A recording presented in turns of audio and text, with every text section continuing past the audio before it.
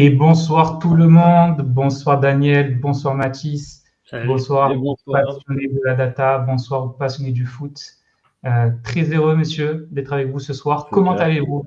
Bah ça va super, écoute. Très bien, très content d'être Ouais, là. Et super. pareillement, très très content d'être reçu pour discuter de ça entre passionnés, les gars.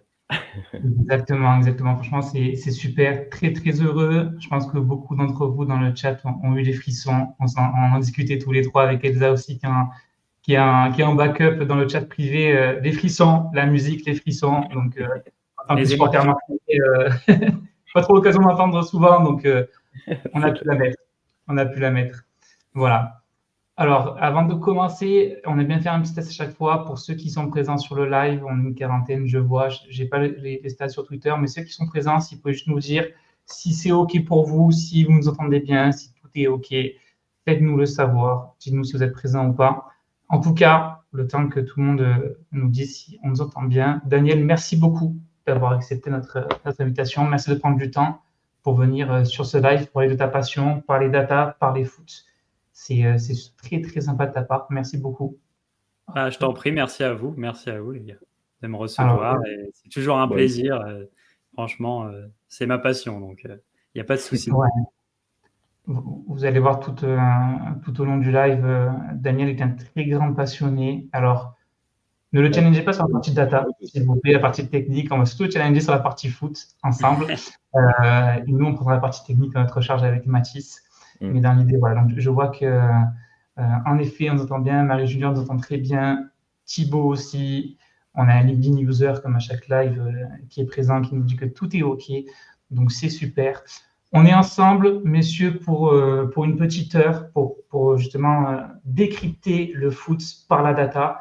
Un sujet qui, moi, me passionne, étant data enthousiaste, hein, comme j'aime le dire, mais d'autant plus avec le foot, qui est l'une de mes autres passions aussi. Je pense que c'est pareil pour tous les trois, enfin pour vous deux, messieurs.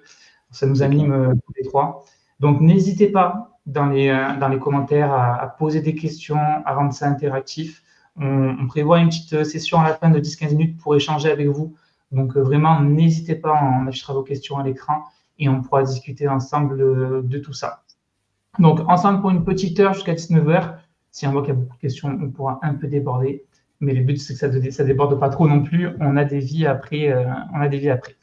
Du coup, hop, le live, ça va être très simple. Je vais vous diffuser quelques slides à l'écran pour avoir un support visuel pour un peu expliquer les propos de Daniel. Car oui, la star du live, ce n'est ni Mathis ni moi. Cette fois-ci, ce sera Daniel, notre invité d'honneur. Donc, Daniel va beaucoup parler et nous, on appuiera ses propos avec des captures d'écran qu'il nous a envoyées. Donc, vraiment, n'hésitez pas, voilà, si des choses qui ne sont pas claires, des choses que vous voulez un peu rajouter, compléter ou des choses que vous voulez qu'on traite, on est là pour ça. Allez, super. On va pouvoir avancer. Donc, mercredi 22 novembre, le football décrypté par la data. Ça fait un moment que j'avais envie qu'on parle de data dans le monde du sport. On avait évoqué deux, trois choses, notamment dans le monde de l'e-sport, avec notre équipe e-sport, Clanic e-sport. On avait fait tout un laïus sur la data dans le monde de l'e-sport. Et cette fois-ci, on parle de la data dans le sport professionnel. Et on a pour ça l'invité d'honneur. Donc, pour ceux qui ne connaissent pas, Daniel qui se présentera tout à l'heure, mais qui est le fondateur de la page DataFoot sur Twitter, nouvellement X. J'ai du mal à prendre le nouveau nom. Bon, Ah, pareil. C'est particulier, mais voilà. Hop, allez, j'avance. Ben écoute, je pense qu'on peut entrer dans le sujet. Daniel, je te laisse te présenter. Raconte-nous un peu qui tu es, qu'est-ce que tu fais, qu'est-ce qui te passionne, pourquoi la data dans le foot. Raconte-nous un peu tout ça. Bah, écoute, pourquoi moi, de base, si tu veux, j'ai jamais su ce que je voulais faire. Au niveau du parcours, en réalité, j'avais commencé par une fac de droit à l'époque que j'avais arrêté en cours d'année pour par la suite me diriger dans un IAE. Donc, pour ceux qui connaissent, une sorte de fac enfin, une sorte d'école de commerce mais publique. Mais ça reste voilà assez il y a plusieurs matières, voilà, c'est assez global. Donc, quand tu sais pas trop ce que tu veux faire, bon, bah, ça me donnait du temps encore, tu vois, pour comprendre et pour peut-être avoir un déclic. Donc, je suis parti là-dessus. J'ai eu ma licence. Sauf qu'à la fin, je savais toujours pas. Donc, je suis parti un peu sans conviction dans un master d'immobilier à Bordeaux. Et en fait, en 2 mois, je me suis rendu compte que c'était pas du tout ce qui me fallait. Donc j'ai arrêté. Et après, j'ai un petit peu couché sur papier. Je me suis retrouvé face à moi-même, tu vois. J'ai un peu couché ce qui me passionnait, ce que j'aimais. Je me suis dit, allez, tu vas quand même faire un truc que tu aimes dans ta vie. Et puis, il y a le football qui est forcément revenu en première position. Et de là, je me suis dit, OK, il faut que tu trouves un moyen de gagner ta vie avec ça. Et partageant un amour pour ce sport et un amour pour... Enfin, un amour. J'aime les faits. Je suis quelqu'un de plutôt... je dirais pas neutre, mais assez objectif, tu vois. Et j'aime pas trop le supporterisme. J'aime bien quand on a un avis pertinent, rationnel, prouvé, etc.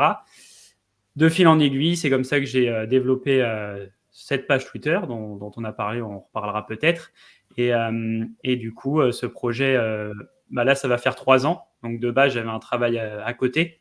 Et si tu veux, ça fait depuis août là, que j'ai mon entreprise d'été football et que j'en fais mon métier, on va dire, et que je fais tout pour que ça marche et que ça soit périn. Donc voilà, je détaillerai sûrement un petit peu après, mais voilà où j'en suis actuellement.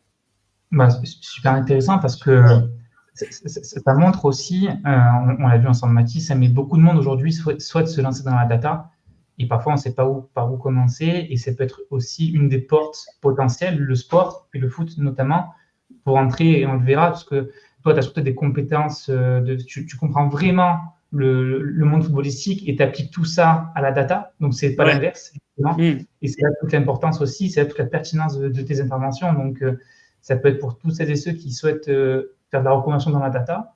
Vous pouvez exploiter vos connaissances dites fonctionnelles sur un domaine spécifique pour, comme Daniel, vous lancer sur ce type de sujet. Ouais, c'est ça, tu vois, j'ai pas d'études de data en soi. Alors, c'était beaucoup de recherche, beaucoup de lecture, etc. Mais bon. Exactement. C'est pas très technique. Faut suivre ses rêves, on va dire. Faut croire en soi. Super. Bon, merci beaucoup, Daniel. Et en effet, on va un peu plus détailler après ta page Twitter, ton parcours, etc. Bien sûr. Je pense que c'est important. Mathis, je te laisse te présenter aussi. Ouais, je vais aller un peu plus vite. Du coup, Mathis, 27 ans. Donc moi, je suis consultant BI pour la practice data. Donc j'ai rejoint l'équipe d'Enzo récemment, début septembre. Ça fait quand même plusieurs années maintenant que je fais de la data. Mais un peu comme Daniel, j'ai pas commencé directement dans l'informatique. Moi, j'ai fait un DUT GACO, bon, rien à voir. C'est administration commerciale des organisations. Et c'est qu'après, je me suis orienté en informatique. Mais par contre, c'est vrai, ce qui m'a toujours suivi, c'est le football. J'en ai fait 15 ans. Et je suis vraiment un fan de foot, principalement de première ligue. Donc j'espère qu'on va peut-être en parler tout à l'heure. Mais voilà, globalement, je suis très content d'être là. Ça va être vraiment super. Ouais, je pense que il y a pas mal de choses à dire. Mais je pense que comme on en discutait, tu adores le foot. Je pense que plus que n'importe qui, tu adores la data aussi. Donc parler des deux en même temps, forcément, ça faisait tout son sens que tu sois là avec nous aujourd'hui. C'est clair. Ouais, super.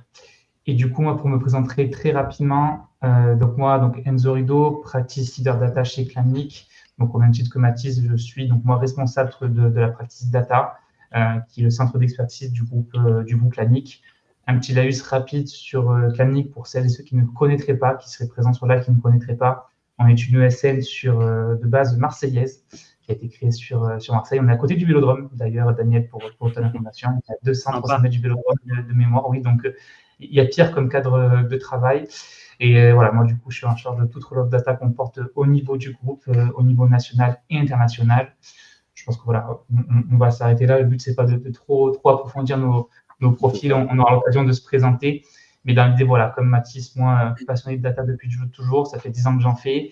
Et je pense que je suis un peu moins passionné que Mathis et Daniel sur le foot. Je le suis de manière assez assidue, notamment l'OM et les matchs de l'équipe de France. Et voilà, j'ai moins de connaissances que Mathis et Daniel à ce niveau-là, donc c'est vraiment eux les stars du moment. Donc voilà pour la petite présentation. Je fais juste une petite pub rapidement pour vous expliquer ce live avec Daniel et le début d'une série de lives qui vont se lancer entre du coup le 22 novembre jusqu'à fin décembre. Donc on va avoir l'occasion de se revoir plein de fois. Daniel a l'honneur d'ouvrir le bal du mois de la data, qui est un peu l'événement qu'on a lancé cette fin d'année. Donc, vous avez à l'écran plein de lives qui vont arriver le 28, semaine prochaine, mardi 12. Il y a un nouveau live là qui vient d'être annoncé le 6 décembre avec Campus. Et on va clôturer tout ça avec Mathis, tous les deux en binôme, le jeudi 21 pour parler un peu des dérives qu'on a autour de l'intelligence artificielle. Donc, je vais vous mettre tous les liens pendant que Daniel parle, tous les liens pour vous inscrire aux différents lives. N'hésitez pas à venir, à participer, à montrer l'intérêt à ce que vous proposez, parce qu'il y a des beaux sujets et surtout des beaux invités qui seront là, qui sont présents le 28, le 12 et le 6 décembre. Voilà. On peut rentrer dans le sujet. On est là pour ça. On est là pour parler de foot, on est là pour parler de data. Le déroulé du live va être assez simple. On va vous afficher à l'écran quelques informations et Daniel va nous expliquer un peu tout ça, va nous expliquer un peu son parcours, son métier, qu'est-ce qu'il fait au quotidien, comment il traite tout ça et on va pouvoir avancer tranquillement. Donc là, pareil, n'hésitez pas à poser des questions au fur et à mesure qu'il y aura des choses à l'écran. Hop, allez. Voilà, Daniel, c'est à toi. Ouais. Alors, là, on voit 2 sites. C'est parce que je voulais d'abord, je pense, il faut comprendre comment on récupère les statistiques, comment elles arrivent sur un ordinateur. Globalement, il y a plusieurs méthodes, enfin plusieurs moyens. Il y a des capteurs qui sont parfois dans les ballons. Il y a des puces qui peuvent être glissées dans les chaussures des joueurs, aussi dans des sortes de... Des fois, on le voit, ils portent quelque chose sous leur maillot qui ressemble un petit peu à un corset, j'allais dire, mais oui, voilà, c'est ça. Et des fois, voilà, il y a des capteurs à l'intérieur. Il y a aussi des caméras. Il y a des organismes statistiques qui ont des caméras dans les stades et avec des grosses intelligences artificielles, donc qui reconnaissent qui est quel joueur, etc., qui peuvent suivre l'évolution d'un bloc équipe. Enfin, c'est très, très avancé. À partir de là, ils les reçoivent et on peut payer des organismes statistiques pour y avoir accès. C'est ce que je fais. Donc là, vous voyez ce qu'on voit le plus à gauche, c'est X-Value, ça s'appelle, et à droite, c'est Y-Scout. Donc voilà, moi je reçois ces données de cette façon-là, donc c'est pas du charabia si on veut, c'est plutôt clair en soi. On a le nom des joueurs et on a les données. Après, on recherche ce qu'on a envie de voir, donc que ce soit but, passe décisive et les statistiques avancées, puisque c'est le but. Personnellement, n'ayant pas du coup d'études dans le domaine, j'ai dû apprendre un peu tout seul à faire des percentiles, à normaliser les données, etc. Donc percentile, c'est pour dire tel joueur est meilleur que tel autre, etc. Dans 99%, est meilleur que 99% des autres dans tel stat, etc. C'est pour pouvoir avoir un outil de comparaison pertinent pour se faire une idée. Normaliser les données, c'est pour forcément un petit peu équilibrer, parce qu'il y a des données qui sont très hautes et d'autres qui ne peuvent pas dépasser un certain seuil en termes de nombre. Alors il faut à peu près pouvoir tout équilibrer pour faire des calculs cohérents. Après, le gros du travail, ce que je passe presque mes journées à faire, c'est de la remise en question, en fait. C'est comprendre quelles statistiques influencent quelles statistiques, quelles sont celles qui sont plus ou moins pertinentes, dans quel contexte. Je sais pas, on a peut-être accès à, comme ça, je dirais 1200 stats, enfin, j'en sais rien, ou plus. Mais voilà, il faut savoir lesquelles utiliser, qu'est-ce qu'on en fait après derrière, et puis comment le faire. Parce que c'est vrai que on en parlera sûrement après, mais tu vas vite te tromper, vite mal utiliser quelque chose, et du coup, ça fausse tout. Et encore, là, cette semaine, j'ai remis en question certaines façons de faire. Je me suis dit, ah non, ça représente pas trop cet aspect-là du joueur, ça, voilà, ça, si.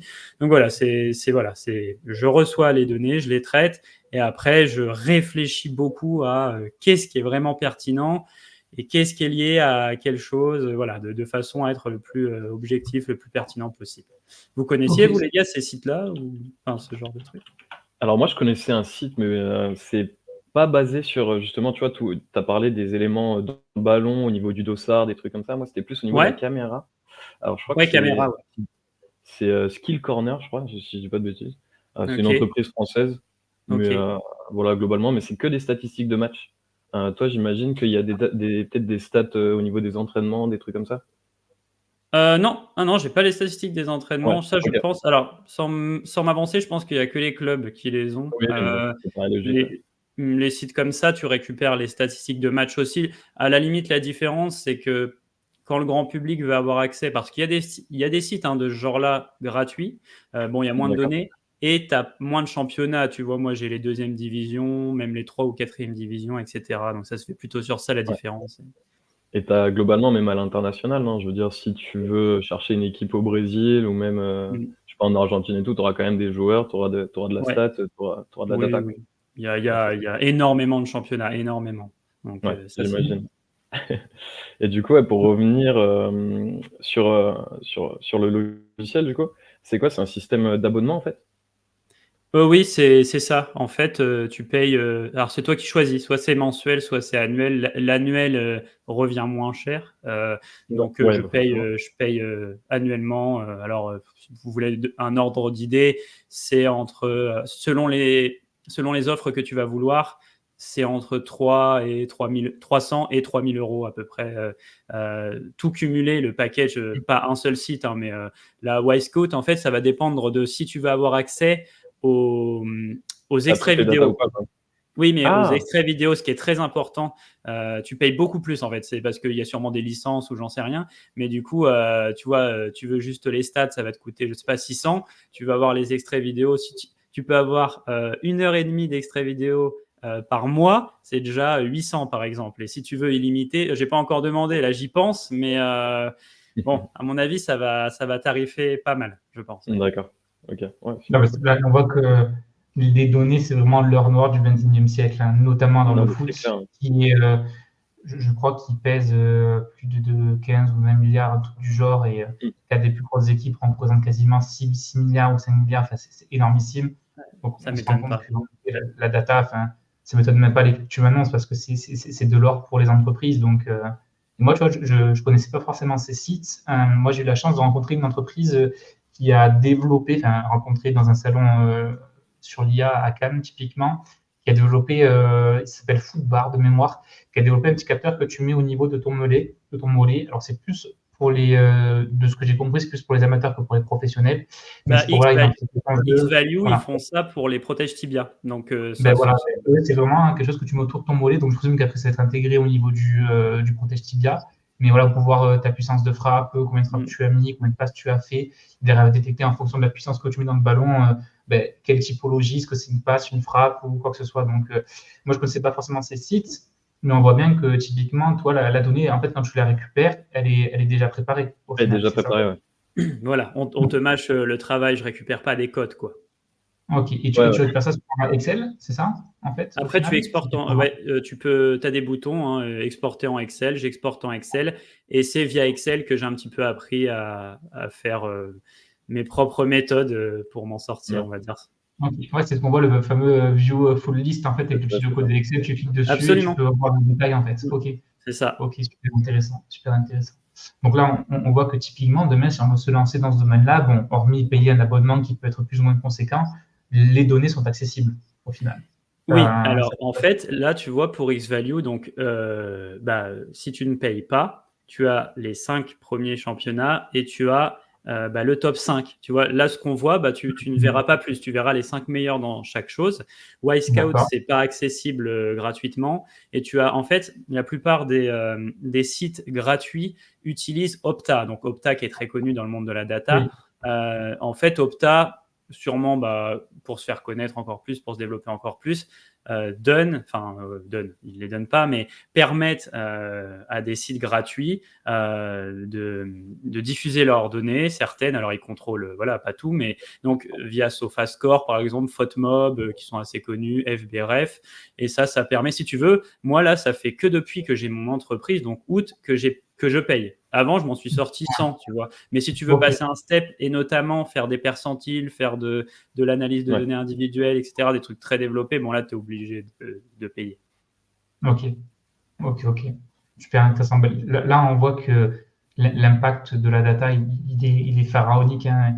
Et moi, je me Mm. suis un peu renseigné avant qu'on fasse ce live, justement, pour avoir un peu de matière à discuter. Et en me renseignant, je me suis rendu compte, je pensais que l'analyse de la data dans le foot, c'était très récent. Ça datait des années Et moi 2010, aussi, figure-toi. etc. Et Moi en fait, aussi. c'est beaucoup plus vieux. Et de ce que j'ai lu, après la Seconde Guerre mondiale, il y a un monsieur qui s'appelle Charles Ripp qui aurait déjà été dans les prémices justement de l'analytique sur les datas. Et ce monsieur, Charles Rip, il aurait en fait, à l'aide d'un crayon et d'un papier, il aurait noté le nombre de passes qu'il y avait avant un but, etc.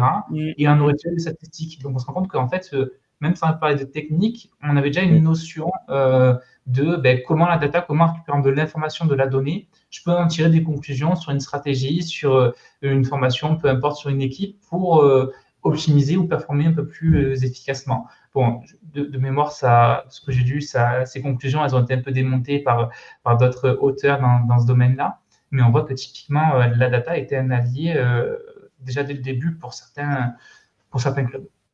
Oui. Est-ce qu'on peut passer à la suite Oh oui, oui, vas-y, bien sûr.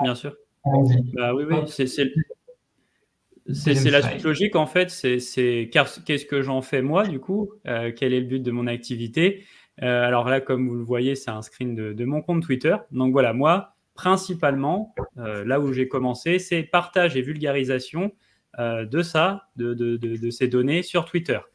Donc que je mets en forme via Photoshop.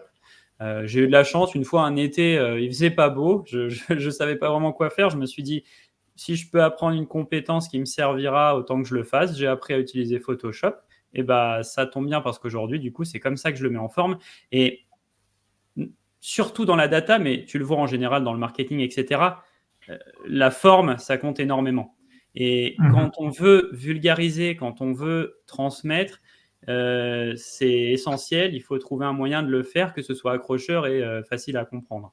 Donc voilà, le but, moi, c'est de permettre aux gens de confirmer leur impression, confirmer ou d'affirmer d'ailleurs leurs impressions visuelles liées à ce qu'ils voient pendant les matchs, affirmer ou infirmer des clichés aussi sur certains joueurs. Il y a des joueurs qui sont mal aimés à tort parce qu'ils sont dans des clubs qui sont peu aimés ou par leurs attitudes. Dans ce cas-là, ça peut se comprendre, mais parfois, il y a un biais qui est très fréquent, c'est si un joueur n'est pas apprécié par ses attitudes, alors on va le considérer moins bon que ce qu'il est vraiment, et ça, je le vois vraiment toujours. Et voilà, donc à partir de là, moi, c'était vraiment ce but-là premier, l'objectivité des faits, de sortir un peu du supporterisme, d'élever le niveau de débat, et puis voilà, de pouvoir apporter aux gens quelque chose de concret. Parce que c'est vrai que jusqu'à présent, quand tu as une discussion football avec quelqu'un, oui, moi je pense ça, oui, mais moi je le vois comme ça, ouais, mais tu vois, comment tu peux le prouver derrière? Est-ce que tu as quelque chose, un appui? Et là, ça permet au moins ça. Donc, c'est toujours ça. Ouais, c'est clair, oui. Et puis voilà, donc derrière, donc voilà, ça c'était mon but premier, si tu veux, c'est d'être une sorte de média, sans me vanter ou autre, mais si possible devenir une des références, tu vois, en France, dans ce domaine-là, sur les réseaux sociaux, j'ai développé YouTube, etc. Et à côté, comme j'ai mon entreprise, travailler potentiellement avec des agents, des joueurs ou des médias pour des parties forcément plus professionnelles, de la data que j'ai de mon côté, parce que je ne vais pas tout rendre public, je rends pas public mes méthodes, je rends pas public je rends public ce que j'ai envie de rendre public et ce qui peut parfois être intéressant, mais voilà, il y a des choses qui peuvent intéresser plus les joueurs, les clubs, qui n'intéresseraient pas forcément le grand public. Donc voilà. C'est vrai qu'en plus, l'objectivité dans le monde du football, elle est parfois très, très peu présente, surtout quand on fait du sportorisme, c'est très compliqué. Et c'est vrai que d'apporter ça à des stats concrètes, qui même parfois sont aussi remis en doute. Moi, de ce que je vois des fois dans les échanges que tu peux avoir sur Twitter, c'est des fois très remis en doute. Alors que tu as encore la gentillesse d'expliquer tout ce que tu affiches à l'écran. Enfin, la gentillesse, c'est logique et pertinent, mais tu prends le temps à chaque fois d'expliquer tes calculs, comment ils sont réalisés, qu'est-ce que tu veux faire apparaître comme information. Et là, ce que tu ne peux pas contrôler, c'est l'interprétation qu'en font les gens, typiquement. Donc ça, après, chacun interprète. Toi, tu expliques ce que tu as voulu faire passer comme message, et ceux qui pensent tout le contraire, tant pis pour eux. Mais c'est vrai que moi, le boulot que tu fais en termes de visuel, de statistiques et la pertinence des KPI que tu mets en évidence, c'est moi ce qui m'avait vraiment impressionné, on en parlera tout à l'heure, mais c'est par rapport aux expected points justement sur la Ligue 1, de voir le classement par rapport aux points qu'auraient pu avoir les équipes, par rapport à ce qu'ils ont réellement. Et on voit qu'on n'est pas inversé, parce qu'il y a certains placements qui ne bougent pas, qui sont logiques. Mais ça met en évidence quand même pas mal de choses, je trouve. Donc, oui, c'est vrai. Mais tu vois, là, tu disais, effectivement, j'ai pas mal de commentaires parfois. En fait, moi, ça me pose pas de problème que ce soit potentiellement remis en cause, c'est même sain, tu vois. justement sur les réseaux, faut pas croire tout ce qu'on voit et tout le monde ne connaît pas mon compte depuis longtemps. Donc, en fait, le truc, ce qui revient le plus, c'est que forcément, il y a un doute sur moi, mon objectivité, sur ma neutralité parfois, ou sur les gens veulent comprendre les méthodes, etc. Ça me dérange pas. En fait, le souci, c'est que, et c'est marrant qu'on en parle parce que ça fait quelques mois que j'étudie ça. Oui, des fois, je suis tellement dans les stats que je me mets à faire des stats d'autres choses et à regarder. Là, je regardais vraiment tous mes commentaires, etc.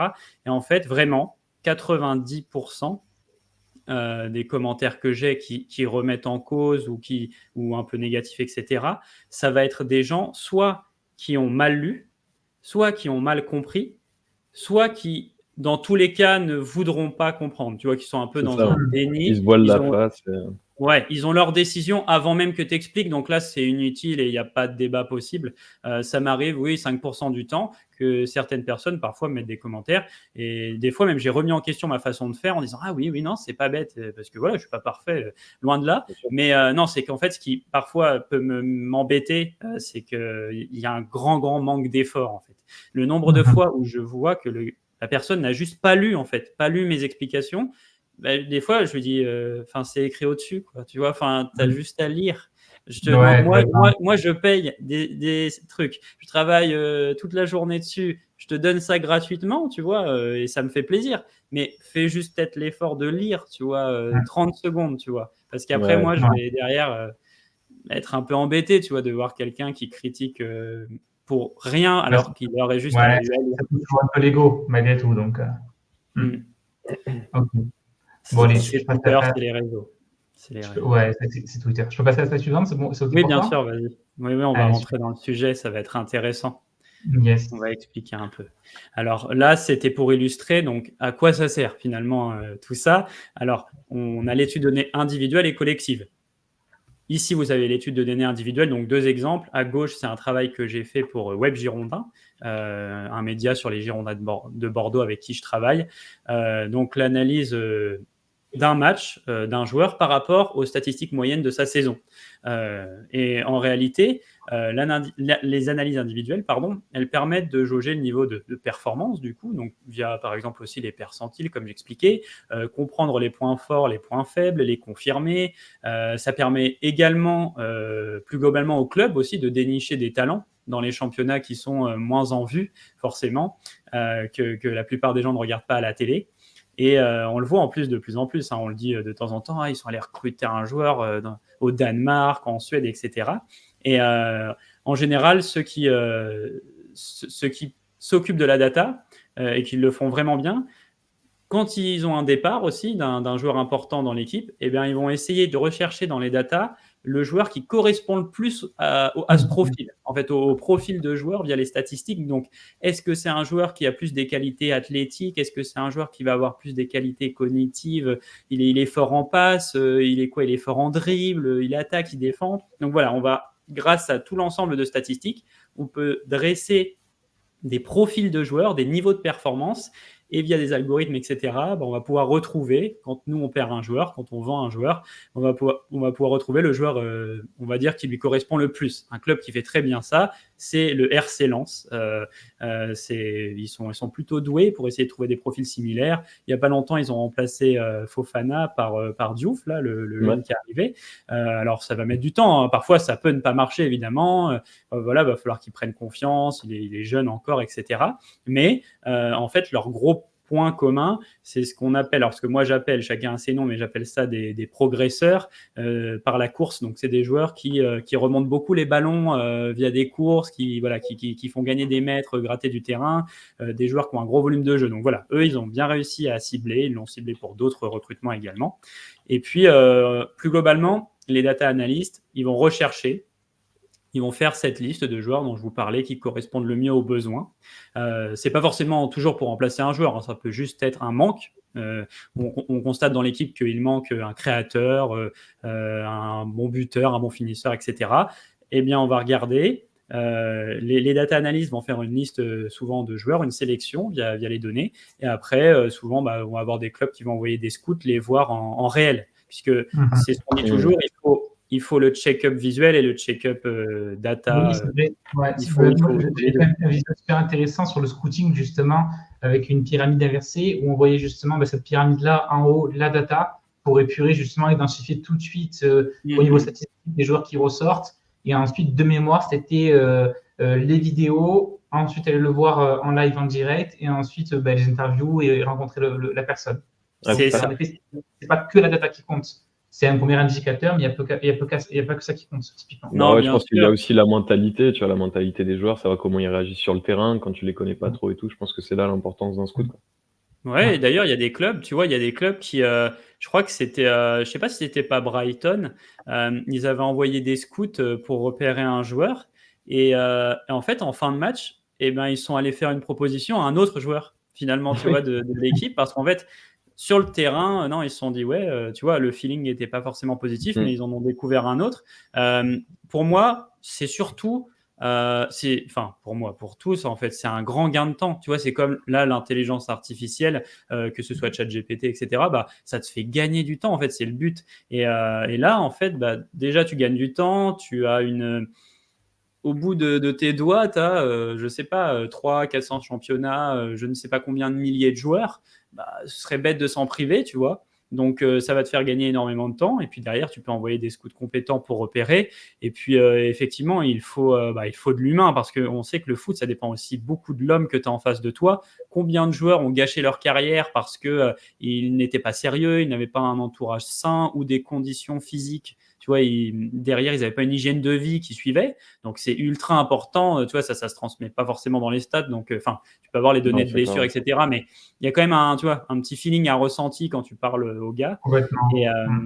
non, c'est essentiel. Évidemment que c'est essentiel. Ça, c'est la deuxième partie, finalement, la plus importante. Hein, c'est d'aller voir Complètement. soi-même et de se faire son avis. Mais l'avantage Et de la là, data, c'est que tu as un truc direct, objectif, tu vois, qui arrive sans biais, sans rien. Et après, c'est à toi de t'en mhm. servir comme il faut. En parlant justement des équipes qui vont utiliser énormément la data, tu parlais de Lens, mais tu as aussi Brighton, justement, t'en parlais. Bon, Brighton, Oui. enfin, j'adore. Mm. J'adore justement, depuis qu'ils se sont fait racheter, je crois, par le nouveau président. On en avait parlé Avec en off Tony déjà, Bloom, mais ouais. ouais, Mm. c'est ça, ouais. Et Mm. bah, c'est vrai qu'ils utilisent bien aussi ce système de bon, bah, on sait que nos joueurs qui sont très bons, si on prend par exemple McAllister, on a déjà une idée par quel joueur on veut le remplacer, voire plusieurs joueurs, quoi. Et c'est ça, justement, la force de la data, quoi. Ouais, ils sont très bons pour aller chercher des joueurs aussi, Ouais, pour aller, que ce soit même pour le banc, tu vois. ouais, Il y ouais, a, c'est clair. ils peuvent très bien avoir pas mal enfin, je repense, ouais, des fois, pas mal de titulaires absents et quand même les recrues qui vont faire un bon taf. Ouais, c'est Non, vrai, ils vont c'est faire du match et tout, ouais. pour le ouais, pour le coup, c'est un très bon exemple de club qui utilise bien la data parce Ouais, que tu peux l'utiliser, mais ça te ramène plein de cracks et puis tu vois qu'ils percent pas, qu'ils font rien. Mais tu as l'impression que Brighton, c'est un peu tout ce qui touche se transforme en or. Tu vois, tu as l'impression ouais, qu'ils c'est vrai. n'ont pas d'erreur presque. Tu vois, donc non, Mmh. ils utilisent très très bien la data. Et en Angleterre, tu as Liverpool qui a été très très bon là-dessus avec Michael Edwards. Tu vois, Oui, oui, oui. les gars sont allés te chercher Firmino, Mané, Salah, Van Dijk, Mmh. Robertson. Puis derrière, Et on ça a sait été que des ce que cracks, ça quoi, a en plus, fait. hein, vraiment, ouais, c'est clair. Mmh. Et Non, d'ailleurs, non, vraiment. au niveau contraire, justement, une équipe qui sous-performe en termes de data, tu vois? Est-ce que t'en as, toi, à peu près? Est-ce que, par exemple, si on prend Manchester United, qui sous-performe en vrai, hein, cette année, voilà, et pourtant ils ont fait quand même des beaux achats, des trucs. Est-ce que tu penses qu'ils ont mal utilisé justement la data? Pour recruter? Ouais, C'est là que c'est compliqué parce que, en fait, on peut avoir un avis sur le recrutement par la data quand c'est assez public qu'ils l'utilisent vraiment. Mais alors, à moins que je me renseigne mal, je sais pas, j'ai pas trop vu de gens mettre en avant le fait que Manchester United était des pro data ou qui ouais, ouais, c'est vrai utilisaient que vraiment. Tu j'en vois, sais je pas sais plus. pas trop à quel point ils l'utilisent. Manchester United, malheureusement, c'est pour l'instant l'exemple un peu criant du club qui dépense beaucoup pour peu de résultats, tu vois, Ouais. Mmh. et un peu le club bourbier hein, sportivement, parce que quand tu vois le nombre de grands talents qui rejoignent le club, et ça arrive, hein, des fois tu as des phases comme ça. Paris, il y a eu un peu cette phase-là aussi de ces Paris, il y a eu un moment où les joueurs tu sentais qu'il n'y en Oui, avait pas avant. beaucoup qui progressaient en y allant, tu vois. Et, Mm. et c'est le cas de quelques clubs comme ça. Lyon aussi, tu vois, ça devient un peu compliqué. Et je pense que ouais, là, ça va carrément au-delà. C'est carrément tout un univers. Ouais, là, je pense que Lyon, oui, il y a aussi le côté staff aussi. Enfin, genre, c'est un Mm. groupe, hein, même Oui, avec les voilà, bien sûr. supporters Ouais. et tout. Ouais, c'est un peu. Mais Lyon, pour le coup, a récemment recruté pas mal de monde, tu vois, du côté data. Ils ont des mecs compétents, ils ont Ben Charrier, qui est un des gars qui m'a inspiré. Et non, ouais, mais pour United, c'est compliqué. Quand tu vois, moi, Sancho, dans les data à l'époque, Sancho, c'était, tu vois, en général, moi, je me dis, il faut 3 saisons pleines si tu veux être vraiment sûr. Tu vois, un joueur qui Ok. a 3 saisons pleines à un niveau stable, défini, qui enchaîne les performances 3 saisons pleines, ça commence à être sérieux. Généralement, tu peux être plutôt serein au niveau de l'investissement, tu vois. Mhm. Bah voilà. Mais pourtant, Sancho, non, mais Mais il y tu a des. vois, Ouais, mais après, c'est des c'est cas. pas pour autant Ah, que j'estime que sa carrière est finie parce qu'il est jeune et que je crois énormément en lui. Mais pour moi, c'était impossible que ça marche pas. Sancho, moi, je le voyais comme un top 5. Le gars enchaînait des saisons à 18 buts, ouais, ouais, 22 passes décisives. Enfin, le mec avait 20 ans, enfin 19 ans, enfin c'est incroyable. Et là, ouais, ça n'a pas marché. Mais bon, des fois, il y a des contextes. Voilà, ça dépend de plein de choses. c'est clair. Ouais, super. Du coup, j'avance un peu sur les slides. C'est OK pour toi, Tu Daniel? peux passer à l'étape suivante, ouais, qui va être plutôt l'analyse, tu vois, collective. Donc, ça va être intéressant, ça. Euh, En fait, Ah, bah voilà. ouais, là, vous avez des visuels aussi que je propose sur Twitter qui sont simplifiés, bien sûr.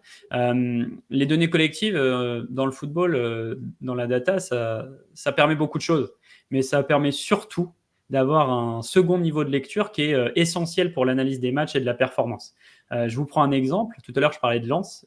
Encore une fois, j'avais vu une vidéo où Frank Hayes, donc le coach, expliquait, alors pas sûr de me souvenir exactement, mais qu'après les matchs, ils prennent une dizaine de données statistiques, je crois, sur le match en question, et ils vont se donner un petit peu des points et donner des points à l'adversaire en fonction de qui est devant dans les statistiques. Je crois que c'est quelque chose comme ça. Donc par exemple, si j'ai eu plus d'occasions que l'adversaire, j'ai 5 points en plus. Enfin voilà, je dis au hasard, mais c'est à peu près ça.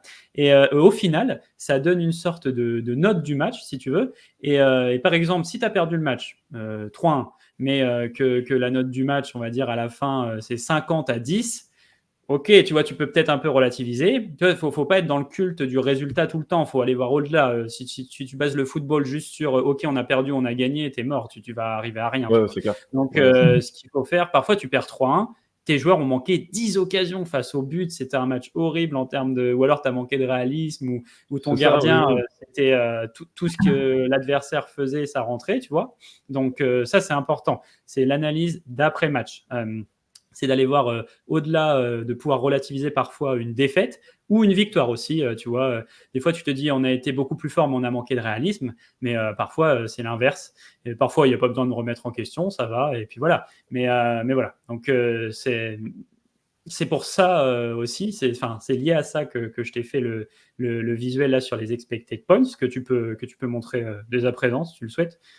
Juste pour revenir à ce qu'on voit à Ouais, vas-y. l'écran, là, on est d'accord que du coup, par rapport à l'OL et à Ouais. Manchester, on a du coup des stats qui sont quasiment identiques.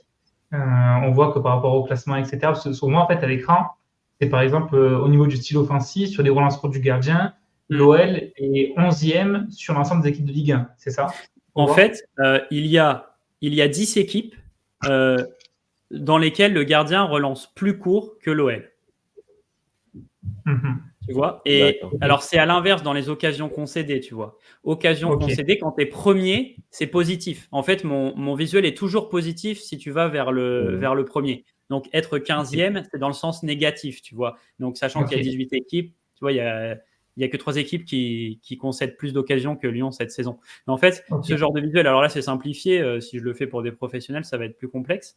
Mais en fait, ça permet de se faire une idée d'un côté, le travail du coach. Donc, comment est-ce que lui, il se débrouille, tu vois, comment sa philosophie, est-ce qu'il va jouer la possession, est-ce que ça va attaquer vite, est-ce que le gardien va relancer court, est-ce qu'on va mettre une grosse intensité au pressing, et de l'autre côté, comment ça se traduit au niveau des performances.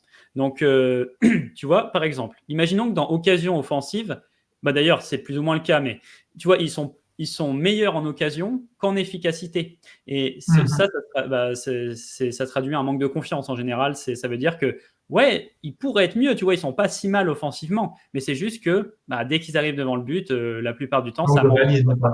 On voit du coup qu'ils ont des stats assez équivalentes, mais on a d'un côté, je crois qu'ils sont toujours derniers, l'OL actuellement, mais on a en face du coup Manchester quasiment, de ce que je vois, ils ont quasiment des stats équivalentes, mais Manchester, ils sont 6e, je crois, ou 7e de première ligue actuellement. Ouais. Lyon, ils sont toujours derniers, et United, ils sont 6e, ouais. Ouais, donc ça montre aussi. Après, équivalente. Après, oui. Après, il y a un contexte. Tu vois, il y a le contexte du championnat, etc. En soi, il faut pas trop comparer ça. C'est plus intéressant de le comparer dans son propre truc. Tu vois, là, ce qui saute aux yeux, c'est que l'OL, ça va pas défensivement. Tu vois, ils concèdent beaucoup trop. Après, tu as tout un tas de stats qui sont encore plus pertinentes que je vais peut-être développer les prochaines fois. Par exemple, tu peux avoir concédé.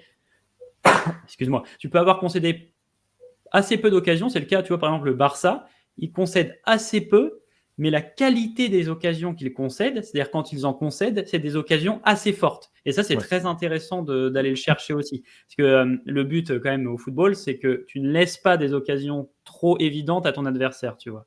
Et c'est tout un tas de choses comme ça que tu vas étudier pour aller voir où sont les problèmes et aussi relativiser parfois, et c'est ce qu'on expliquera dans les expected points, mais le travail du coach, tu vois. Si dans les occasions offensives, tu es premier de ton championnat, mais qu'en efficacité, tu es dernier, le coach, lui, ouais, il fait en sorte qu'il y ait des circuits de passe, des circuits de jeu qui se transforment en occasion. Mais si derrière, tu manques tout, tu vois, est-ce que c'est 100% sa faute? Alors, le coach a aussi le rôle de mettre en confiance une équipe. Hein. Mais bon, ça permet des fois de relativiser ça. Ouais, complètement. Et qu'est-ce que je voulais dire par rapport à ça? Mais après, c'est très intéressant un jour aussi je sais pas ce que ça pourrait traduire, mais ce serait pertinent de comparer les stats qu'on a, nous, en Ligue 1 sur toutes les équipes versus les autres championnats pour pouvoir, est-ce que, par exemple, une place de 15e en Ligue 1, ça vaut une place de 15e en Première Ligue, par exemple, par rapport à la qualité de l'ensemble de chaque individuel, de comparer un peu les communautés comme ça, Première Ligue, Ligue 1, style européen contre l'Amérique du Sud. Si tu es deuxième ou plutôt si tu es 10e en Ligue 1, est-ce que tu serais sur des stats équivalentes, tu serais plutôt 6e en Première Ligue? Parce que en plus, les Anglais ont tendance à se moquer très souvent de la Ligue 1 avec le fameux Farmer League, mais de voir un peu, de se dire par rapport aux stats, est-ce que sur des stats équivalentes, on performerait en Première Ligue? Moi, c'est le genre de stats qui m'intéresserait aussi, tu vois. Je sais pas s'il y a un intérêt. Eh bien, ça existe plus ou moins. En fait, il y a Opta qui a développé ce qu'on appelle un Power Index. Ça va te mettre, c'est très bien, parce que tu sais, il y a... attends, excuse-moi. Tu as un truc qui est très connu, c'est les coefficients UEFA. Oui, tout à fait. Mais c'est pas réellement ultra pertinent, parce qu'en fait, ça prend pas forcément en compte la difficulté de battre l'adversaire, si c'est un quart de finale, une finale, etc. Tu vois, ça rapporte des points, mais pas vraiment de façon ultra objective. Et décidément. Du coup, le Opta Power Index, c'est intéressant parce que eux, ils vont prendre tout ça en compte. Donc, le niveau de ton adversaire, par exemple, c'est un peu le même système que les Hello aux échecs. Tu as un certain nombre de points si tu es une très forte équipe. Imaginons que tu vailles 1000 points. Si ton adversaire, il vaut 500 et qu'il te bat, toi, tu vas perdre énormément de points et lui, il va gagner énormément de points. En fait, tu vas échanger des points. Et du coup, à travers ça, ça leur permet de classer un petit peu toutes les équipes qui existent, tu vois, avec un Power Index. Et de là, effectivement, tu peux voir des championnats et voir à peu près... donc, je crois qu'en Première Ligue, il y aurait 7 équipes de Ligue 1 potentielles, ou 6, quelque chose comme ça. Et c'était intéressant parce qu'on compare souvent la Ligue 1 au championnat, tu vois, des Pays-Bas, du Portugal et de la Belgique. Et parfois, il y en a qui disent oui, mais ces championnats-là, les équipes fortes sont effectivement très fortes, mais le reste est un petit peu, n'est pas vraiment au niveau. Et en tout cas, quand tu utilises le Power Index, tu te rends compte que, par exemple, au Portugal, je crois que sur 20 équipes, il y en aurait peut-être 15 de Ligue 1 qui pourraient rentrer, tu vois, en termes de performance. Alors, après, c'est relatif. Je vais l'envoyer dans le chat parce que c'est super intéressant, mais j'ai eu le malheur d'aller chercher l'Olympique de Marseille et bon, je dirais pas la place, je cherche déjà c'est pas terrible, ouais, c'est pas terrible. l'OM dans le classement. Mais ouais, c'est super intéressant, je ne sais pas du tout, tu vois, super intéressant. Bah ouais, tu vois, c'est pas mal, ça permet de se faire un petit peu une idée. Et puis c'est fait de manière très intéressante. C'est intéressant ce truc de, bah ouais, si tu es une très grosse équipe et que tu perds contre une petite, ah ouais, tu vas perdre beaucoup de points dans ton classement, D'accord. eux, ils vont en gagner beaucoup. Enfin, la façon de faire est beaucoup plus pertinente que celle de l'UEFA, selon moi. Et puis oui, ça permet, tu vois, pareil, sur X-Value, un truc très intéressant. J'ai une statistique sur le déséquilibre des championnats, ça s'appelle. Donc à quel point il y a un pourcentage de différence sur toutes les performances statistiques d'une équipe à l'autre du championnat en moyenne, tu vois. Avec un système de ratio, en gros, c'est ça? Voilà. Et sur les Ouais. 8 premiers championnats, cette saison, celui qui est le plus équilibré en termes de performance, alors c'est pas forcément pour le meilleur, hein, mais c'est la Ligue 1. Il y a un écart entre les équipes qui est, tu vois, tu dois avoir je crois qu'il est à 56%. Pour te dire, en première ligue, je crois que c'est 68%. Aux Pays-Bas, je crois que c'est 72%. Tu vois, des trucs comme ça. Ok. Donc, voilà, Ok, d'accord. c'est quand même, ouais, ça permet de voir des choses très intéressantes. Et en data, évidemment que c'est pris en compte le niveau du championnat. Quand tu fais de la data, tu vas devoir pondérer tes statistiques par rapport au niveau du championnat, par rapport. Il y en a même Ismaël de Coparena, voilà, c'est un des gars qui m'a inspiré, je le cite, mais il est très fort là-dedans et lui, je crois qu'il utilise même les gabarits moyens dans le championnat. Tu vois, la taille moyenne des joueurs. Ouais. Est-ce que ça D'accord, a ouais. influence, tu vois. Ouais. Donc, c'est énorme. tu peux aller vraiment loin. D'accord. Super intéressant. Ouais, carrément, carrément. Je propose qu'on termine justement, mais moi, c'est une des stats qui m'intéresse le plus. Je te laisse Ouais. du coup nous expliquer tout ça, Daniel. Alors, ça, ce sont donc les expected points. Donc, qu'est-ce que c'est? Alors, c'est une donnée qui qui donne une valeur basée sur les occasions créées et subies par une équipe lors d'un match. Donc, pour dire en quelque sorte, si on rejouait, tu vois, 1000 fois le match, combien de fois telle ou telle équipe l'emporterait? Donc, à partir de ça, tu vas gagner des points. Donc, si tu aurais dû gagner compte tenu de tes occasions, mais que tu perds, tu auras quand même plus de points que l'adversaire. Donc voilà, certaines équipes doivent parfois leur très bonne saison à un gardien dans une forme incroyable qui les a sauvés de nombreuses défaites potentielles, tu vois. Et inversement, tu as des équipes qui ont été dans le mal offensivement, comme je le disais tout à l'heure, avec des joueurs qui manquaient beaucoup de réalisme. Tu vois, Lille, par exemple, la saison dernière, était premier aux expected points, mais il y avait une énorme sous-performance de leurs attaquants. Ils avaient beaucoup raté face au but. Donc voilà, ça se paye forcément. Ils n'ont pas du tout fini premier. Et du coup, c'est très intéressant. Donc après un match, tu vois, il y a un échange de points. Donc c'est pas défini. C'est par exemple, tu as 2,5 points à 0,5. Tu as 1 point à 2. Enfin, tu sais, tu vas avoir des trucs comme ça. Donc c'est vraiment un truc un peu algorithmique en fonction des occasions, de pas mal de choses. Mais du coup, c'est intéressant. C'est pas un classement au mérite. Tu vois, il y a plein de gens au début quand je le partageais qui se froissaient en disant ouais mais tu dis que nous on mérite pas d'être là, tu dis que si. Alors déjà je dis rien, je partage des statistiques. Il y en a plein qui sont comme ça. Je suis pas d'accord avec ce que tu dis. Je sais pas moi qui, tu vois, je vais pas être d'accord là, c'est pas le sujet, tu vois. Mais non, donc c'est pas du tout un classement au mérite. Si tu rates toutes tes occasions, bah, il fallait les mettre, tu vois. Mais c'est un classement d'analyse en fait. C'est important, comme je le disais, dans le football, il faut pouvoir se projeter pour prendre des décisions stratégiques, hein, parce que si tu vois que les résultats de façon bête et méchante, non, t'arriveras pas à grand chose. Donc voilà, ce classement permet plus ou moins de savoir ce qui pourrait être le classement, on va dire, sans sur- ou sous-performance des joueurs. Okay. Je te donne des exemples concrets. Lors de la saison 2014-2015, si je me souviens bien, j'espère que je ne me trompe pas, mais tu as le Dortmund de Klopp qui termine 7e de Bundesliga. Du coup, tu as un petit peu voilà, tous les journalistes, tu vois, les observateurs du foot qui disent que son système est sûrement compris par les adversaires, que ça marche plus trop. Sauf qu'en réalité, si tu regardais les expected points, Dortmund était 3e, avec en plus une production offensive plutôt similaire de l'année où ils avaient été champions, tu vois. Sauf que la principale différence venait surtout du fait qu'ils avaient perdu Lewandowski et qu'ils avaient récupéré, je crois, Immobile, si je me souviens bien, et il y avait eu donc un manque d'efficacité, c'est-à-dire qu'Immobile était beaucoup moins efficace que Lewandowski, et du coup, dans le fond, les circuits de jeu fonctionnaient, les occasions étaient là, mais elles n'étaient pas finies. Liverpool, qui était déjà en avance à l'époque au niveau de la data, va chercher Klopp sans peur, j'ai envie de vous dire. Puis voilà, après, on sait ce qui s'est passé. Ça s'est plutôt bien passé. Donc c'est quelque chose qui déjà est utilisé pour… alors, pareil, ça j'en avais déjà parlé. Ça ne veut pas dire qu'ils n'ont utilisé que ça, qu'ils ne se sont basés que sur ça. Mais c'est quelque chose qui est utilisé parfois pour les recrutements de coach par certains clubs qui sont un petit peu en avance là-dessus. Deuxième exemple qui est un petit peu l'exemple inverse. Tu as, pareil, j'espère que je me souviens bien, mais je crois que c'est Newcastle qui termine 5e de Première Ligue en 2011-2012 et en fait qui avait vécu une surperformance totale. Donc voilà, tout leur sourire. À l'époque de Ben Arfa, non, peut-être, je crois. Je ne sais plus exactement, mais en tout cas, tu vois, tout leur souriait, ça marchait super bien. Eux, ils se disent quoi? Non, mais attends, on est tombé sur un génie. C'est quoi cet entraîneur? Là, on finit 5e de Première Ligue, Newcastle, etc. Tu vois, c'était pas le Newcastle d'aujourd'hui. On va le prolonger. Donc, je crois qu'il le prolonge 4-5 ans, tu vois. La saison d'après, donc aux expected points, ils n'étaient pas du tout 5e. Hein, tu vois, c'était pas du tout ça.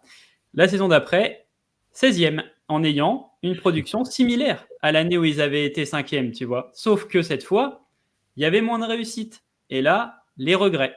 Donc, tu vois, quand on dit, tu vois, je le vois souvent, ça sert à rien, les stats, tu vois, tes classements. Alors, ce que je vois souvent avec ça, c'est, ça donne pas des trophées, les expected points, ça va, merci. Mais ça peut donner des trophées à long terme. Ça peut donner des trophées à long terme et ça permet surtout de ne pas faire d'erreur, tu vois, de ne pas faire ce genre d'erreur-là. Je précise juste comme ça que ces exemples sont tirés de Ben Charrier, dont je parlais tout à l'heure. En fait, il a une chaîne YouTube et il expliquait, ce sont un peu des exemples connus dans le monde de la data qui sont très parlants du coup. Et tu vois, c'est super intéressant. Tu vois, quand ils pensent comme ça, là, tu vois, c'est le classement de Ligue 1 aux expected points cette saison, là, actuellement. Donc, tu vois, il y a quelques écarts quand même. Tu vois, Marseille, Enzo, Marseille qui a quand même sous-performé un petit peu offensivement, surtout avec Aubameyang qui a raté pas mal d'occasions. Du coup, il devrait être plus haut aux expected points, mais c'est comme ça, tu vois. Ouais. En fait, ça peut rassurer, confirmer certaines places, mettre aussi en évidence, par exemple, pour les Lyonnais qui sont pas si catastrophiques que ça. Au final, nous, pareil pour l'OM, bon, c'est tout ce qui s'est passé, ça peut en rassurer certains. Mais je pense que c'est très important ce que tu dis, c'est de se dire, il ne faut pas juste se focus juste sur la data ou juste sur l'analyse vidéo. Il faut prendre aussi un peu des deux, en tirer le meilleur de chacun des éléments et pas rester enfermé dans des dogmes qui sont en plus des stéréotypes. De se dire, moi, j'analyse que la data, ou la data, c'est de la merde, je ne veux pas en tenir compte, parce que ça ne veut rien dire, ou comme tu dis, ça ne donne pas des trophées. Je trouve qu'il faut justement prendre le meilleur des deux. Et moi, j'adore ce classement parce que ça met en exergue, ça confirme que les 3 premiers du classement, les 4 premiers, c'est hyper cohérent par rapport aux jeux qu'ils ont produits. C'est rare que ce soit comme ça, mais là, oui. Ouais, mais on voit que tout le reste, par contre, tout est redistribué quasiment, hormis Reims qui est juste à une place près. Mais on voit que tout est redistribué et ça met vraiment en évidence plein de choses. Et moi, je trouve ça incroyable ce qu'on arrive à sortir avec les stats, justement. Ah, j'adore aussi. C'est dommage qu'on ne pas assez dessus, justement. Même comme si tu dis, comme tu le dis, c'est très bien de le préciser, ça ne donne pas de trophée et voilà, c'est pas toujours la vérité absolue. Mais c'est trop important. Et moi, quand je vois des gens qui disent que la data, ça servira jamais à rien dans le foot, il y en a un commentaire très intéressant de David qui disait que la data, notamment dans le baseball, par exemple, j'ai vu même dans le tennis, c'est pratiqué depuis des années, le rugby aussi. Le foot, je trouve qu'on a du retard par rapport à ça. C'est beaucoup moins, on va dire, c'est beaucoup moins démocratisé, chercher le mot, que dans les autres sports. Donc, et quel est le point commun? Quel est le point commun du basket et du baseball? Les États-Unis. Voilà. En fait, c'est surtout qu'en France, pour l'instant, on est très réfractaire. Tu vois, très réfractaire à cette évolution-là. Alors, mais je comprends en plus pourquoi. Parce que le pire, c'est que, tu vois, je ne regarde presque plus les médias traditionnels, mais le pire, c'est que pour beaucoup, quand ils en parlent mal, tu vois, mais même pas mal négativement. Il y en a beaucoup qui le font, mais il y en a qui en parlent bien, mais qui se trompent quand même quand ils l'expliquent. Ce qui fait que du coup, derrière, les gens, ils vont se dire « Ouais, non, mais qu'est-ce que c'est que ça ?» etc. bah derrière, voilà, tu vois, ça fait de la mauvaise pub. Donc, moi, je comprends qu'on puisse être réticent parce que c'est mal vendu et mal utilisé par plein de monde, tu vois. C'est ça le problème. Mais oui, tu vois, quand tu vois des cas comme ça, tu vois, là, par exemple, Nantes, tu vois, qui surperforme. Ils sont 9e, ils devraient être un peu plus bas. Le Havre, pareil. Et tu vois, un truc intéressant, tu vois, pour un exemple concret en Ligue 1. Clermont, l'an dernier, ils finissent plutôt bien. Ils finissent top 10, je crois 8e, non, en Ligue 1. Ils finissent plutôt bien. Bon, le travail de Pascal Gastien est loué. En soi, oui, quand tu regardes Clermont jouer, il y a des circuits de jeu, il y a des trucs sympas. Néanmoins, l'an dernier, Clermont était beaucoup plus bas aux expected points parce que, selon la data, ils avaient notamment été très, très sauvés par leur gardien, tu vois. Cette saison, commence à être rattrapé, tu vois, par la réalité. Et souvent, c'est ça. C'est ce qu'on dit en général en football, en data. Tu peux pas, c'est dur de surperformer beaucoup ou de sous-performer tout le temps. Tu vois, enfin, tu vas finir par te faire rattraper par tes performances. Donc, ce qui aurait pu être intéressant à Clermont, c'est d'identifier certaines failles, de se dire, OK, les gars, on peut, le gardien, surtout, on le garde, déjà. Mais en plus, faut peut-être essayer de trouver, tu vois, si aux expected points, on était beaucoup plus bas qu'en vrai, est-ce qu'on va pas essayer d'aller recruter, tu vois, des joueurs quand même pour améliorer un peu l'équipe? Si tu te reposes un peu trop sur tes lauriers parfois, alors là, je parle pas forcément de Clermont, mais tu vois, dans ces situations-là, et que tu n'as pas bien analysé en fond, bah, tu peux te retrouver dans la panade l'année d'après, tu vois. Donc ça, moi c'est un des trucs que je trouve les plus intéressants, les expected points. Franchement, moi personnellement, j'adore. Donc tu peux comprendre, soit tu surperformes, il y a souvent plusieurs cas possibles, parce que tu as un très bon gardien, parce que tu as des attaquants super réalistes, ils vont te faire une saison, ils ratent rien, etc. Très bon exemple, Lille, l'année où ils sont champions, aux expected points, je crois qu'ils sont 3e, tu vois, ou 4e. Mais sauf qu'à cette époque-là, tu as souvent ce truc du champion, tu vois. Des fois, comme Leicester, comme même Lens avait un peu ce truc, tu vois, la saison dernière, tu sais, on se dit, mais tout qui leur réussit, c'est toujours poteau rentrant, c'est les buts à la 90e, c'est ci, c'est ça. Et bah, ça, c'est une surperformance, c'est ce qu'on appelle. Et voilà, résultat, la saison d'après, Lille, tu vois, ils ont surperformé. Ils ont perdu en plus Maignan, je crois, peut-être Soumaré, Pépé, des trucs comme ça. Enfin, Soumaré, non, je sais plus, non, pas Soumaré. Ils avaient un milieu, mais j'ai oublié son nom. Et en fait, voilà, il faut pouvoir remplacer idéalement ces profils-là si tu veux continuer. Il y a des coachs qui sont connus pour faire surperformer leurs équipes en général. Tu vois, Franck Hayes, je pense que c'est ce genre de coach. Je le sens comme ça. Mais c'est très dur, en général, de parvenir à maintenir de la surperformance. Le mieux, c'est quand tu es à l'équilibre. C'est-à-dire que tu as ce que tu mérites, entre guillemets. Mais après, c'est très bien aussi de savoir faire surperformer ses équipes. C'est là le rôle d'un coach aussi, tu vois. C'est clair, c'est clair. Mais d'ailleurs, en parlant de coach, justement, est-ce que toi, tu arrives à ressortir des détails, justement, sur quel coach est plus performant, que ce soit en manière défensive, mais aussi aspect offensif, justement sur performance et tout. Comment toi, tu arrives à récupérer ces datas-là? Je pense que ça, c'est le plus dur, selon moi. En fait, je peux savoir si une équipe surperforme ou pas. Le truc, c'est que quand une équipe surperforme, comme je l'ai dit, c'est souvent dû aux gardiens ou aux attaquants. Donc, je sais ça, mais je ne sais pas à quel point le coach influence sur cette espèce, tu vois, d'esprit de vainqueur, cette confiance qui va les, tu vois, je sais pas si forcément il y a un travail du staff, tu vois. Mais c'est très dur. Du coup, est-ce que les joueurs aussi impactent le coach, tu vois? Oui, c'est sûrement un cercle vertueux ou vicieux, tu vois.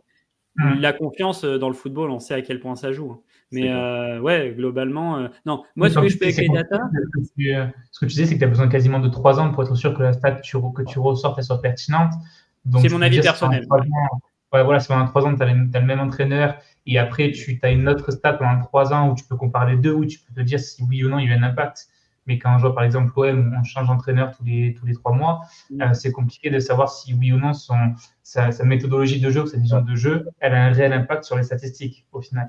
Donc, le truc, c'est que oui, déjà, il faut se dire quel effectif il a. Tu vois, là, c'est pareil, tu as plein de gens qui disent, au début, qui disaient ouais, à Paris, là, depuis qu'on a Luis Enrique, rien à voir. On voit ce que c'est un vrai coach, tu vois. Donc, au-delà de mon avis sur Galtier ou pas, on s'en fiche. Mais ce que je veux dire, c'est que comment tu compares Enrique et Galtier quand tu compares un gars qui avait Messi, Neymar, Mbappé pour défendre face à quelqu'un qui a plus que Mbappé et des joueurs qui sont plus des joueurs de devoir, enfin un peu plus des joueurs de devoir au niveau défensif. Donc c'est le jour et la nuit. Comment tu veux comparer l'intensité de pressing et tout? Ça pour moi c'est l'un des trucs les moins pertinents, ceux qui comparent des coachs d'une équipe qui n'a même pas eu les mêmes joueurs, tu vois. Enfin bon, à la limite sur les préceptes de jeu. Ça par contre pour moi c'est un truc qui se voit assez rapidement. Les très très bons coachs dans les préceptes, par exemple Conte, il vient dans ton équipe, Antonio Conte, à la limite 3 semaines après tu vois déjà la philosophie et les circuits de jeu.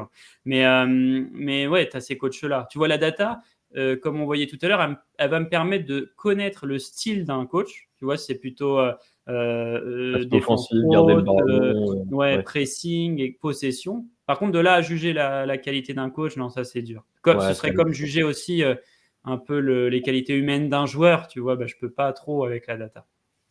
Complètement. Messieurs, je vous propose qu'on avance un peu et je terminerai juste avec cette petite slide-là pour toutes celles et ceux qui sont curieux de ce que fait Daniel, qui fait un travail, je répète encore une fois, qui est vraiment magnifique. N'hésitez pas à aller sur Twitter. Elsa nous a gentiment mis le lien de son Twitter. Allez le suivre, il a une belle communauté, il a quasiment, t'es pas loin des 40 000 followers, là, je crois, Daniel, non, sur Twitter, en plus. Ouais, là on est 37 000, mais il y a en ce moment 2 à 3 000 par mois en plus, donc ça fait très plaisir. Voilà, donc on peut espérer les 40 000 pour Noël, justement, donc n'hésitez pas à le suivre.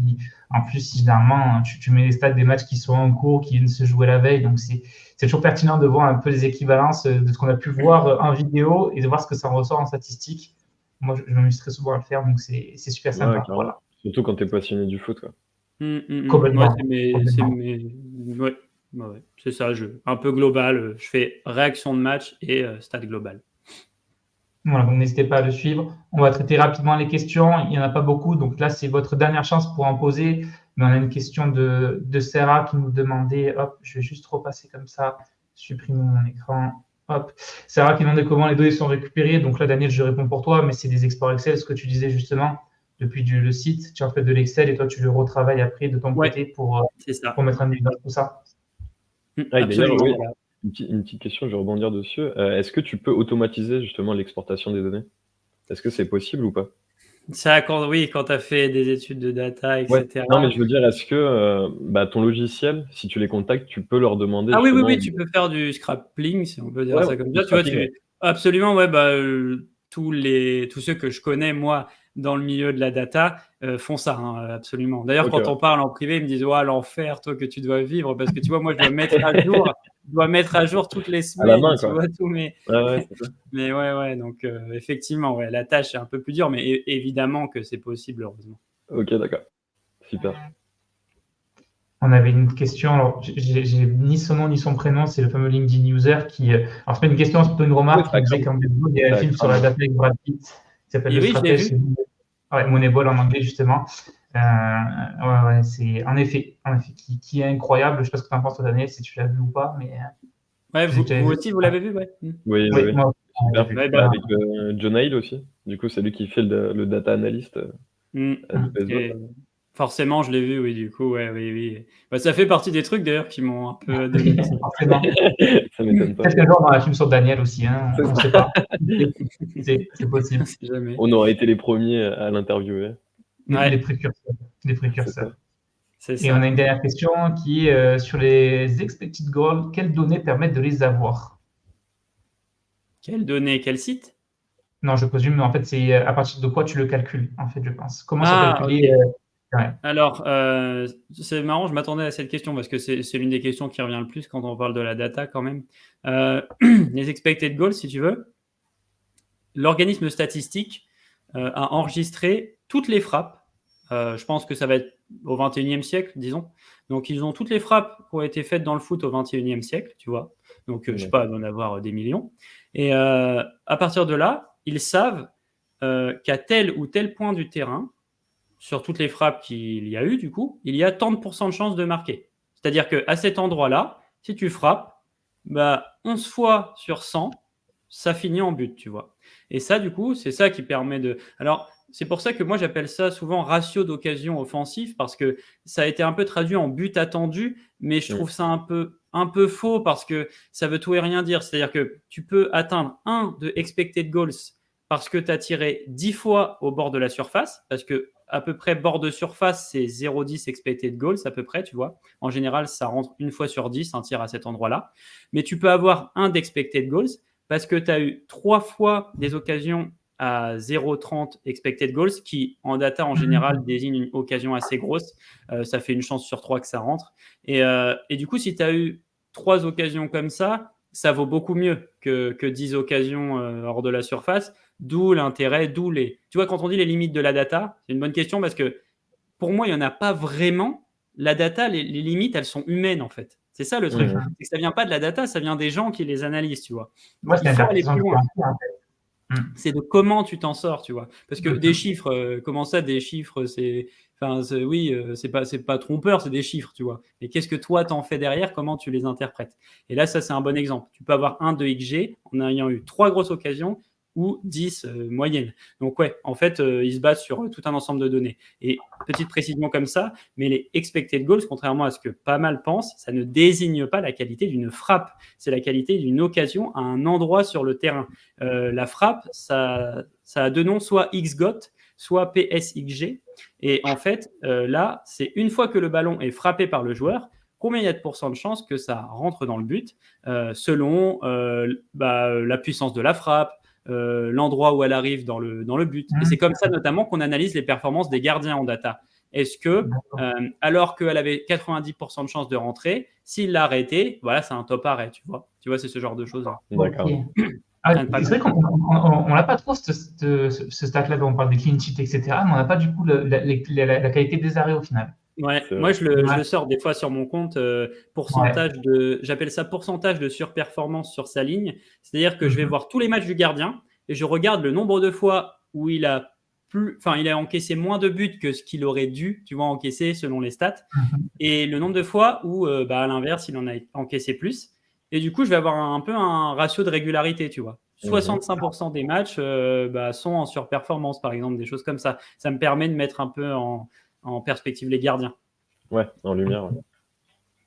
Ouais, en fait, ouais, c'est de se dire, par exemple, là, le 14-0 qu'on a mis à Gibraltar, par exemple, le but de Mbappé qui met à 45 mètres, je sais plus à combien, je présume.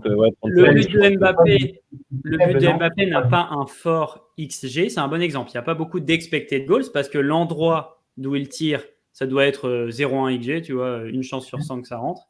Par contre, il doit avoir beaucoup de XGOT parce qu'il l'a bien tiré et par rapport à où était le gardien, il ne pouvait pas vraiment l'arrêter parce qu'il était trop avancé. Donc, tu vois, et en fait, en faisant la différence en data entre les XG et les XGOT, c'est aussi que comme ça que tu peux définir la finition d'un joueur. Si d'une occasion où il y a 10% de chances que ça rentre, il convertit un tir qui a 40% de chances de marquer, il aura fait mieux que ce qu'on attendait par rapport à l'emplacement, tu vois. Et il y a plein de choses comme ça. Trop tu vois, intéressant. quand je te dis aller en profondeur, c'est ça, c'est chercher les petits détails. C'est pas s'arrêter à la première stat, en fait, c'est de regarder au global aussi. Ouais, très intéressant. On a une question aussi de David qui te concerne plus personnellement, du coup, Daniel, qui demande si tu travailles avec des clubs pro et si oui, quelles sont leurs attentes, analyse de l'équipe, scouting, etc. Alors, pour l'instant, je travaille pas avec des clubs pro. Je travaille avec certaines personnes, mais on a des contrats de confidentialité. Mais ça va plus être agent média, tu vois. Et pour les clubs, après, j'y suis ouvert, tu vois. Alors, pas directement dans le club, mais pouvoir, comme un conseiller ou comme moi-même, tu vois, leur faire des rapports, etc. Ça pourrait être possible. Je vais essayer de d'ailleurs m'intéresser un peu au club de Ligue 2, là. Tu vois, je sais pas trop s'ils sont... à quel point ils s'intéressent ou non à la data, donc c'est un peu un truc. Je sais que moi, c'est mon père qui me parle souvent de l'exemple de Toulouse, qui apparemment a fait un gros travail au niveau data et qui sont montés de Ligue 2 à Ligue 1 justement avec leur gros boulot au niveau de la data. Et, c'était avec Brendan McFarlane, je crois. Ouais, voilà, on a des Toulousains en plus dans l'assemblée qui vont être contents qu'on parle de ça, mais ouais, je pense qu'en Ligue 2, tu as de quoi faire. Et même, je pense qu'en amateur, à mon avis aussi, il y a un moment, en amateur, à un certain niveau, il y a de l'intérêt à faire de la stat. Il y a toujours, c'est toujours intéressant, et s'il y a la volonté, ce sera avec plaisir. Ça m'intéresserait beaucoup. Évidemment, c'est le Graal, tu vois, de pouvoir suivre un projet. C'est clair. Tellement. Ah, J'étais c'est trop ça fier, parlait tu vois, de tu vois jouer c'est des ça. joueurs que tu vois jouer des joueurs que tu as trouvés et tout. Il n'y a pas Complètement. plus gratifiant, tu vois. On a une autre question. Est-ce que la data peut être aussi un outil fiable pour faire des paris? Alors, Il y en a oui, un qui veut faire, Il y en a un, c'est ça. je pense qui que oui. veut payer ses cadeaux de Noël. Ouais. Tu vois, c'est marrant parce qu'il y a beaucoup de sites de paris sportifs. Tu vois, quand tu as un média sur Twitter et que tu as un peu de visibilité, bah, des fois, on t'approche pour des partenariats. Le truc, c'est que moi, j'ai quelqu'un dans mon entourage qui a eu des gros soucis avec ça. Donc, les paris sportifs, c'est mort. Mais en tout cas, oui, évidemment, oui. En fait, si tu veux, comment te donner un exemple? Par exemple, tu vois, une bonne utilisation, selon moi, de la data, c'est que je vais regarder le nombre de buts qu'un joueur marque. Déjà, je vais regarder aussi, enfin, pour un buteur, le nombre de buts hors penalty, parce que mettre des penalties, c'est comme des coups francs, c'est un exercice, mais ça n'a aucun rapport avec ta capacité cognitive dans le jeu, à te trouver au bon endroit, etc. Un bon exemple, il y a, je crois, Jonathan David, tu vois, qui doit être top 3 des meilleurs buteurs de Ligue 1 l'an dernier, mais en fait, il marque, je crois, 10 penalties, et si tu les retires, alors évidemment, c'est un but, hein, mais il doit être 8e, tu vois, ou 9e. Et c'est une des raisons, je pense, qui font que il y avait plein de gens qui, ouais, mais pourquoi les clubs s'intéressent pas à lui cet été, etc. C'est bizarre et tout. Il est jeune, il a marqué plein de buts. Ah, c'est une des raisons, parce que quand on recherche un buteur, on veut qu'il marque dans le jeu, tu vois. Enfin bref. Ouais. Et du coup, pour les paris, moi, je regarde aussi, tout comme pour les gardiens, au-delà du. Tu vois, c'est bien de marquer 10 buts. Mais on va te dire, un truc qui est très trompeur, on va dire, ouais, mais lui, il a marqué 10 buts en 5 matchs. Ok, mais comment c'est découpé? Imagine que tu mets 10 buts sur un match, tu vois, contre Gibraltar, tu vois. Et après, les 4 autres matchs, tu marques aucun but. Est-ce qu'il ne vaut pas mieux un joueur qui a marqué 8 buts, mais qui a été régulier, 2 buts par là, 3 buts par là, 1 but par là, tu vois? Selon moi, ça compte même plus, tu vois. Et ça, c'est très intéressant. Et du coup, bah, parfois, je sors la stat sur mon compte, pourcentage de matchs avec un but marqué. Donc, pour un pari, ça pourrait aider parce que tu sais, je crois qu'il y a des gens qui parient sur ce joueur va être buteur pendant le Oui, c'est match. ça, ouais, Ah bah voilà, bah, forcément, si tu le mets sur un joueur l'an dernier, c'était Harry Kane, je crois, qui était le meilleur dans cet exercice. Il avait, je crois, 68% de ses matchs avec un but marqué ou 70. Du coup, je sais qu'il y avait un gars en commentaire qui était venu marquer. Ah bah ok, bon bah je vais m'en servir pour les paris. Je vais Donc, parier oui, dessus. évidemment que ça sert, j'imagine. Ouais. Ouais, voilà, complètement. Bon, allez, on prend une dernière question parce que du coup, on a bien débordé et on va vous libérer. Mais une question de Sarah qui remet un peu le couteau dans la plaie. Et d'ailleurs, c'était il y a peut-être un an. Je fais un peu mal. Mais tu la vois à l'écran, Daniel. Si tu Ouais. peux répondre, je n'ai pas envie de la lire. Ouais, alors attends, parce qu'il faudrait que j'aille carrément voir par moi-même. Donc si tu veux, je peux aller voir. Mais parce que là, sur de tête, je peux pas te le sortir. Mais attends, tac, je regarde vite fait. Si j'ai le mondial. Tac, tac. Je pense que de là où il était placé, ça doit être un XG à. Ça doit être du. Faudrait voir, mais peut-être du 0,35, tu vois, un truc comme ça. C'est une occasion qui met. 0,35, ça me dit que 35% sur 100 frappes, 35 fois c'est rentré, Ouais. c'est ça? Parce que là, ça me prendrait trop de temps d'aller voir, mais je dirais, enfin, Ouais. en fait, si tu veux, souvent, un truc que j'ai appris en faisant ce métier, c'est qu'on survalue les occasions. C'est-à-dire que souvent, on les voit plus faciles. Bon, déjà, quand tu as joué au foot, tu sais que voilà, mais on les voit souvent plus faciles que ce qu'elles ne sont. Et moi, j'ai des statistiques de grosses occasions manquées, et souvent, il y a plus de grosses occasions manquées que converties. C'est-à-dire que le taux de grosses occasions qui sont en réalité manquées en football se trouve environ à 56%. C'est-à-dire qu'il y a plus d'une sur deux qui est manquée en moyenne. Et en fait, on sous-estime souvent aussi, tu vois, dans les XG, moi je travaille avec X-Value parce qu'ils prennent les XG donc via ce qu'on disait tout à l'heure, tu vois, via la situation, via l'endroit, mais après ils font un recalcul derrière. Est-ce qu'il a reçu une bonne passe? Est-ce que c'est une reprise de volée? Est-ce que c'est une tête? Est-ce que c'est si? Et il y a aussi le gardien qui doit rentrer en compte et tout, non? Est-ce qu'il y a de la pression adverse autour? Est-ce que le gardien est proche ou loin du joueur? Tu vois, tout ça, c'est pris en compte. Dans le cas de Kolo Muani, le gardien est plutôt proche de lui. Tu vois, il jette un peu sur Kolo Muani. On a tous cette image en tête. Voilà. Donc, surtout, bon, ils prennent pas en compte le fait que tu as une pression extraordinaire, mais qu'il faut faire quoi? Est-ce qu'il faut faire un piqué? Mais voilà, mais c'est pas simple, ça, comme geste, tu vois. Donc, non, soit c'est une occasion, c'est une bonne occasion. C'est pas un truc, voilà, il y a plein de joueurs qui l'auraient manqué aussi, j'imagine, tu vois. Il faut un temps de réaction très rapide. Enfin voilà, il est jeune en plus, etc. Mais je pense que c'est ça. Mais ce qu'il faut dire, qui sort l'arrêt de sa vie aussi, donc bon, voilà. Ouais, bien sûr. Ouais, Et finalement, tu vois, un truc pour dédiaboliser le fait de rater des occasions. Les joueurs qui ont manqué le plus de grosses occasions de but depuis 2015 sont Cristiano Ronaldo, Luis Suarez, Pierre-Emerick Aubameyang, Edin Dzeko, Robert Lewandowski. Et en fait, plus tu te crées des occasions, plus t'en manques.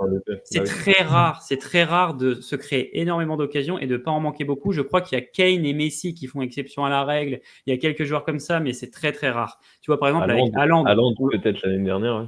Haaland, on le voit en première ligue. Tu vois, l'an dernier, truc incroyable, le mec bat le record de buts et il bat le record de grosses occasions manquées la même saison, tu vois. Il en rate 28. Donc, c'est clair. Et je me sers de ça aussi pour juger du potentiel offensif, moi. C'est-à-dire que je prends le nombre de buts plus le nombre de grosses occasions manquées et ça me définit une donnée qui donne potentiel offensif. Exemple, Darwin Núñez, tu vois, qui avait marqué, je crois, 8 buts, mais en fait, il avait peut-être 23 grosses occasions manquées, ce qui faisait qu'en fait, dans le fond, et d'où l'important d'aller analyser au-delà des chiffres, bah, en fait, il sait se les créer, les occasions, Darwin Núñez. Et c'est ce qu'on attend d'un attaquant. Et la confiance, tu peux la retrouver. La finition, tu peux la retrouver. Et c'est ce qui se passe cette saison, tu vois. Il rate toujours, mais il est plutôt bon. En tout cas, il est sur une meilleure dynamique que l'année dernière. Oui, il est quand même meilleur que l'année dernière. Donc voilà, pour parler des grosses occasions, etc., c'est un sujet intéressant. Bon, super. Bon, je vois qu'il y a encore des questions, des précisions au niveau de l'expected goal, etc. Ce que je vous propose, c'est en plus, tu restes assez accessible, Daniel, sur Twitter, donc n'hésitez pas à le DM, sur LinkedIn aussi. Là, il a sa page LinkedIn, donc je pense que ça peut être aussi pour toi un axe intéressant de commencer à diffuser sur LinkedIn. Je pense que tu aurais un bon public. Oui, je vais m'intéresser. Un peu moins incisif que Twitter, à mon avis, un peu plus, un peu plus sympa. Mais voilà, bon, je pense qu'on va clôturer ici. On a déjà dépassé de 18 minutes. C'était super intéressant. Mathis, merci beaucoup. Daniel, vraiment, merci beaucoup pour ta présence, pour la qualité de ton intervention. Très grand plaisir. Merci à vous. C'était vraiment super sympa. Merci à vous, les gars. Merci à tout le monde pour votre présence aussi, pour toutes les questions. C'était très intéressant. On a pu bien rebondir. Je pense qu'on aurait pu durer encore facilement 1 heure. On garde le droit d'en se refaire un. Daniel et Mathis, tous les trois, doivent se refaire un truc l'année prochaine, d'aller un peu plus loin, de voir de quoi on peut parler. Mais je pense on s'est dit, on pourrait en parler 2 heures, 3 heures tous ensemble. Je pense qu'il est temps de vous laisser, messieurs. Ça y est. Je vais remettre une dernière fois le générique de Ligue des Champions pour clôturer tout ça, pour faire du bien. Puis ça revient la semaine prochaine, donc c'est super. Merci, messieurs. Passez une bonne soirée. Merci à tout le monde. Et je vous dis à très bientôt. Allez, salut tout le monde. Au revoir. Au revoir.